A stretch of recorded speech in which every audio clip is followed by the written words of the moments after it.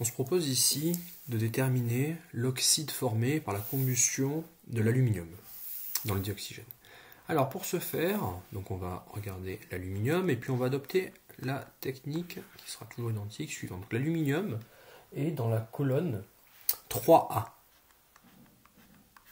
Et si on regarde en tête de cette colonne, on s'aperçoit que l'aluminium a 3 célibataires. Si on se rappelle du cours, on a dit, s'il s'agit de la combustion d'un corps pur simple, ça va donc former un oxyde, un seul corps pur composé. Alors comment on s'y prend pour savoir quel est l'oxyde qui va être formé? Donc on sait que c'est un oxyde qui va être formé en tout d'un certain nombre d'aluminium et d'un certain nombre d'oxygène. La question est de savoir donc combien d'aluminium et combien d'oxygène.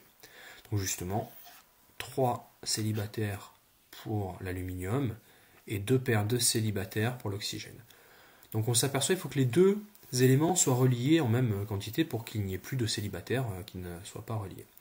Donc le plus petit multiple commun entre 3 et 2, c'est 6. Ça veut donc dire qu'il va falloir avoir 6 célibataires sur les aluminiums et 6 célibataires sur les oxygènes. Ça veut dire qu'il faut 3 oxygènes et 2 aluminiums. On les relie entre eux pour avoir la formule développée. Là, ici, ici, ici, ici et ici, et par conséquent la bonne réponse est donc Al2O3.